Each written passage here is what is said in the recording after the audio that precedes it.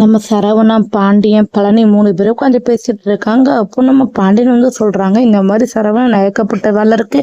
கடையில எப்படிதான் ஒத்தாளா சமாளிக்க போறோம் எனக்கே தெரியல.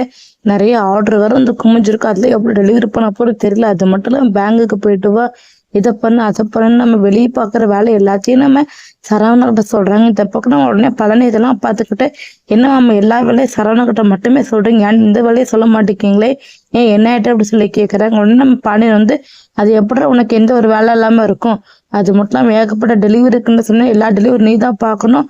சும்மா அங்க என்ன பேசிக்கிட்டு அரட்டை அடிச்சுட்டு இருக்க கூடாது.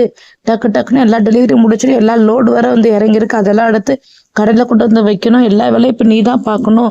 டக்கு டக்குன்னு அதை பண்ணணும் அப்படி சொல்றாங்க. உடனே கேட்டோன்னா பழனி வந்து, அதான் நான் பார்த்தேன் மாமா, நீங்களாட்டி எனக்கு வேலை கொடுக்காம இருக்க போறீங்களா இல்லைன்னு சொல்லிட்டு நானே கொஞ்சம் ஷாக் ஆயிட்டேன். நீங்க நினைக்காதீங்க மாமா, எதுவுமே நினைக்காதீங்க. அது மட்டும் இல்லாம எல்லாம் நல்லபடி நான் பார்த்து முடிச்சிருக்கேன், கவலைப்படாம இருங்க. சரவணா போய் பேங்க்கு போயிட்டு நான் போய் லோடெல்லாம் இறக்கிறேன் அப்படின்னு சொல்லிட்டு இருக்காங்க. இது எல்லாமே அங்கேருந்து சுகன்யா பார்த்துக்கிட்டே செம்ம கோத்தோட முறைச்சிக்கிட்டு இருக்காங்க. அப்போ நம்ம பாண்டியன் சரவணா அங்கேருந்து கிளம்புன பிறகு நான் பழனியை கூப்பிட்டு திட்டுறாங்க.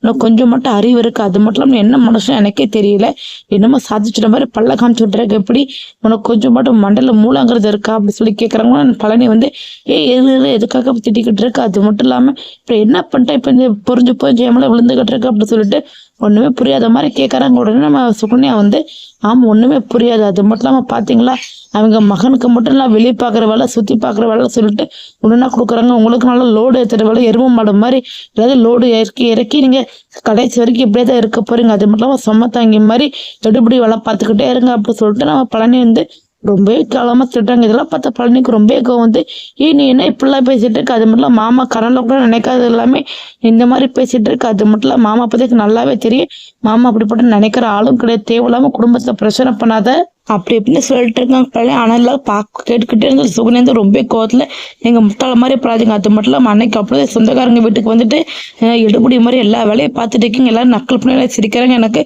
அவமானமா இருக்கு. ஒழுங்கா நீங்க கல்லால குக்கார வெளியே பாருங்க. அது மட்டும் இல்லாம எடுபடி வேலைக்குள்ள வேற ஆளா போட சொல்லுங்க. நீங்க வேணா பாத்துட்டீங்க, அங்க சரவணன் வந்து அவங்களோட ரத்தம்னு சொல்லிட்டு கஷ்டப்படாத வேலையெல்லாம் சொல்றாங்க. நீங்க அப்படி இல்லைல்ல, வீட்டோட எங்க பொண்டாட்டியோட தம்பி தானே, அதனாலதான் எடுபடி வேலையெல்லாம் உங்களுக்கு சொல்றாங்க அப்படி சொல்லணும். பழனி மனசுல நஞ்ச விதைச்சிட்டு இருக்காங்க. இது எல்லாமே அங்க சரவணை பார்த்துக்கிட்டு செம்ம கோவத்துல அங்கிருந்து வந்து, என்னங்க நீங்க பேசுறீங்க, தேவையில்லாம எங்க அப்பா போய் தப்பா பேசுறவளை வச்சுக்காதீங்க. அது மட்டும் இல்லாம எங்க அப்பா அப்படி நினைக்கிற ஆளு கிடையாது, மாமா அந்த வீட்டுல ஒரு ஆளை நாங்க நினைச்சிட்டு இருக்கோம்.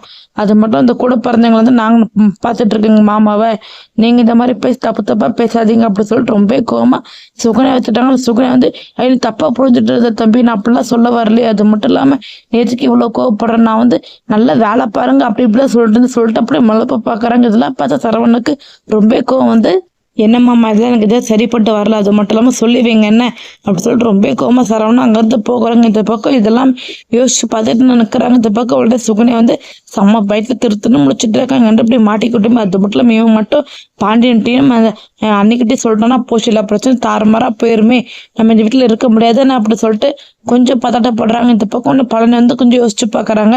சுகன்யா இந்த மாதிரி பைத்தியக்காரத்தெல்லாம் பேசிட்டு இருக்கு, அப்பெல்லாம் எதுவுமே இருக்காது, நம்ம வேற கண்டதை யோசிச்சுட்டு இருக்க கூடாதுன்னு சொல்லிட்டு பழனி கொஞ்சம் தடுமாற ஆரம்பிக்கிறாங்க. சுகன் நினைச்ச மாதிரியே இந்த குடும்பத்தை பிரிச்சிருவாங்களா என்ன, எல்லாமே பொறுத்து வரப்போற வீடெல்லாம் பார்த்து தெரிஞ்சுக்கலாம். தேங்க்யூ ஃபார் வாட்சிங்.